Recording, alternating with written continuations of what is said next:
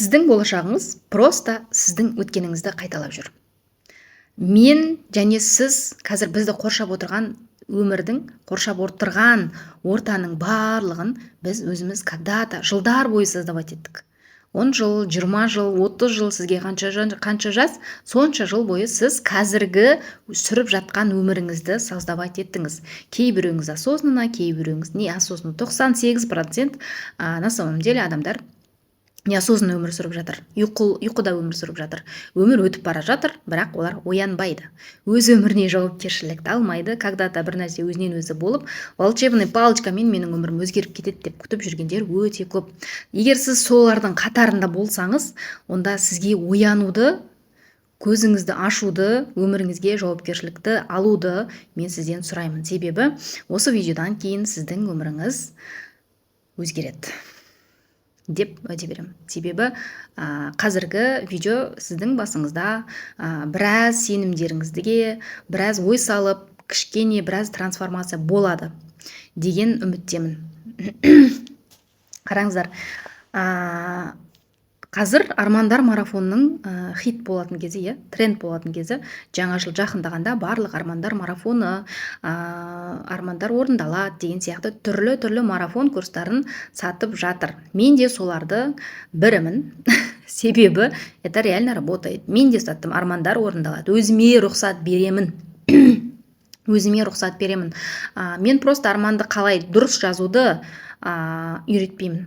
Себебі мен былтыр өткіздім 1,5 теңгеге, 1,5 мың теңгеге армандар орындалады марафонын өткіздім. Бірақ оның өзінде өте көп кері байланыс келді. Біреуі табысын өсірген, біреуі Дубайға барам деп Дубайға барып келген, біреуі мынанша табыс табам деп табыс тапқан.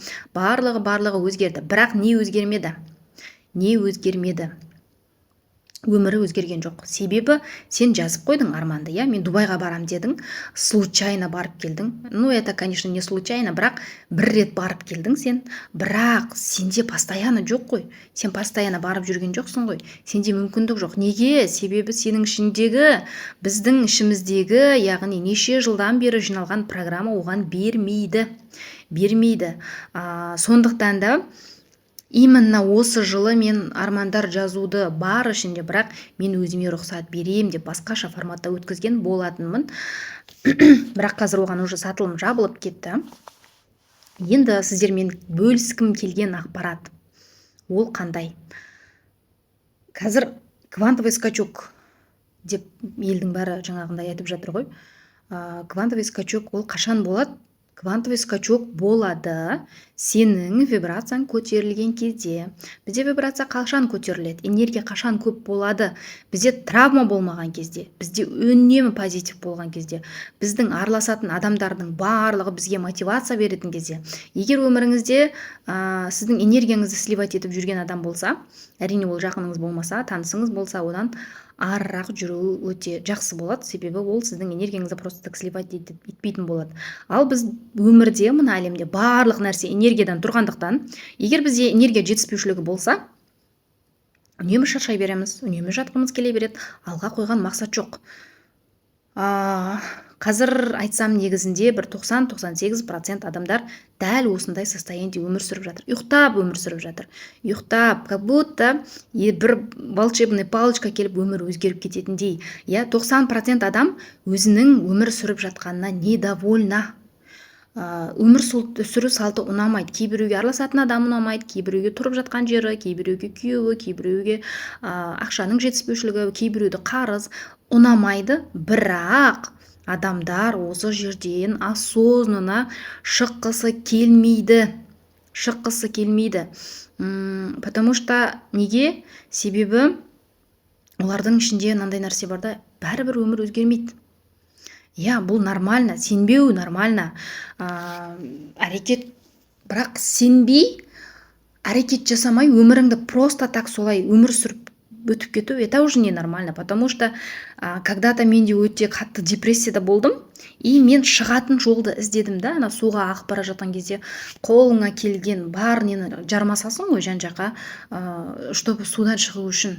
Біздің өтіп бара жатқан өміріміз дәл осындай да. Кейбіреулер жылдап изменада жүреді, изменаны көреді, бірақ шығуға тырыспайды, потому что ми үшін, сіздің миыңыз үшін қарызда өмір сүру, ақшаның жетіспеушілігі, изменада өмір сүру, жаман отношениеде өмір сүру, это уже нормально болып кеткен да. Сондықтан да сіз ештеңеге сенбейсіз, потому что бір-екі рет жасап көрдіңіз, иә, бір-екі курстан өтіп көрдіңіз, бір-екі тренинг өттіңіз, бір-екі нәрсе жасадыңыз, бірақ та до конца ештеңені алған жоқсыз, до конца ештеңені жасап курсты 100% орындадым деген бірде-бір адам жоқ. Неге? Себебі жауапкершілік жоқ.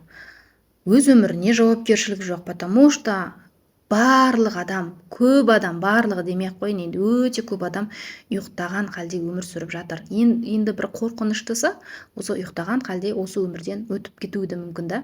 А на самом деле қазір квант деп жатыр ғой. Квант дегенді кейбіреулер даже өздері түсінбей, кванттың не екенін түсінбестен сол тура сөйлеп жүр да. Квант деген ол квантовый скачок болады жақында деп жатыр ғой, бірақ квант дегеннің өзі не?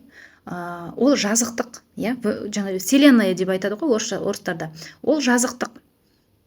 Ол бұрыннан бар нәрсе.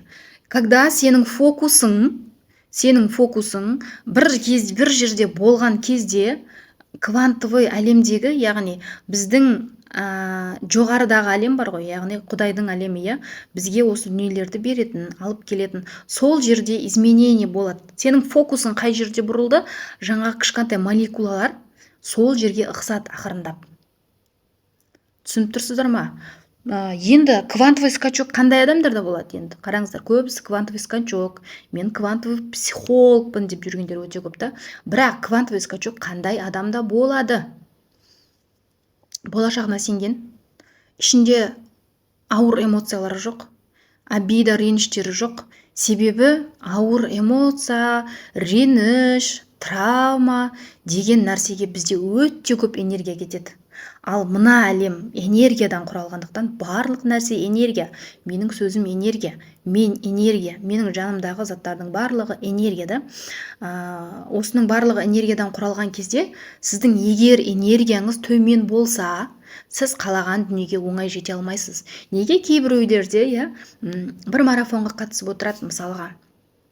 Бір марафонға қатысып отырады да, кейбірінде өте жаңағыдай армандары тез орындалып кетеді, кейбіреуінде ештеңке болмайды, ештеңке өзгермейді. Қанша жазады, қанша тырысады, ештеңке орындалмайды. Неге? Себебі ода энергия өте төмен.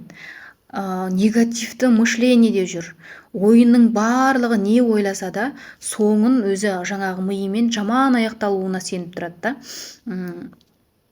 Бізге енді өзгеру үшін айтқым келгені, қараңыздар, өзгеру үшін біз өткенді жіберуіміз керек.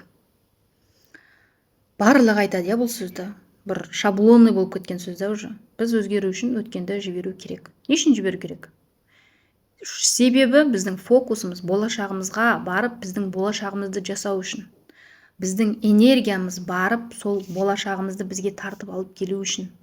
Егер бізде үнемі ренжіп, үнемі өткенімізге өкініп, үнемі өміріміздегі кінәлілерді іздеп жүретін болсақ, иә, өзімізді төмен сезініп жүретін болсақ, онда бізде қандай энергия? Біз үнемі негативті мышлениеде жүріп, қалай өмірімізді жақсыға құра аламыз? Негативті мышление. Негізгі осының барлығының түбінде, иә, қазіргі травма деп жатыр, квантовый психолог деп жатыр, тағы ретрит деп жүр, адамдар. Бұның барлығының түбінде тұрған ең маңызды нәрсе ол біздің ойымыз. Біздің қарапайым кәдімгі біздің ойланатын ойымыз. Біз өміріміздің бір күнде, яғни получается бір күнде біз 70-80, 100 бен 80 мың ба, 70-80 мыңның аралығында ой ойлайтын болсақ, біз сондай ойды күнделікті ойлайтын болсақ, оның 90%-ын біз күнделікті бір ойды ойлаймыз. Яғни бұл жерде сізде өміріңізді өзгертуге ешқандай мүмкіндік жоқ деген сөз. Себебі біз ойменен, яғни ойменен өз өмірімізді жасап жатырмыз. Программалар, мысалға, травмалар қалай жұмыс істейді, иә? Программалар қалай жұмыс істейді? Не үшін ата-аналық сценарий, ата-ананың өмір сүргеніндей біз де өмір сүріп келе жатырмыз? Неге ата-анамызға ақша жеткен жоқ, жетіспеушілікте өстік, және қазір біздің өмірімізде сол нәрсе қайталанып жатыр да? Неге? Себебі ой. Оның барлығына травма, программа, ата-аналық сценарий, оның барлығы да ойдан шығады.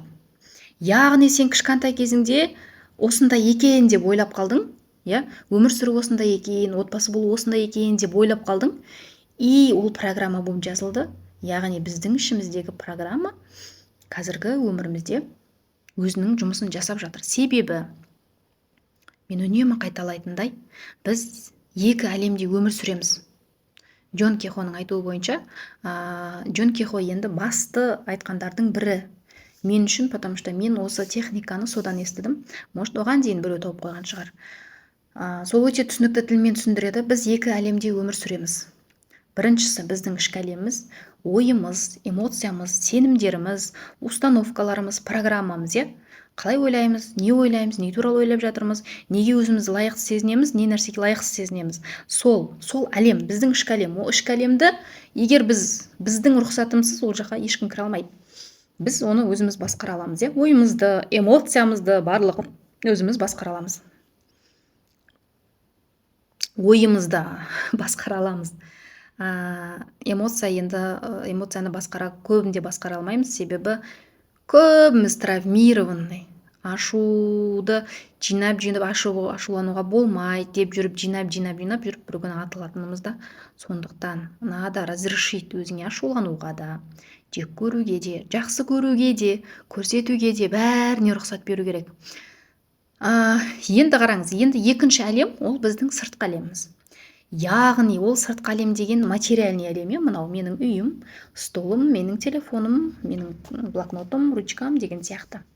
Және сіздің қарап отырған телефоныңыз, үйіңіз, сіз отырған жер, сіз отырған орындық, сіз отырған диван, кез келген нәрсе, ол сіздің материальный миріңіз, материальный әлеміңіз, екінші әлеміңіз. Енді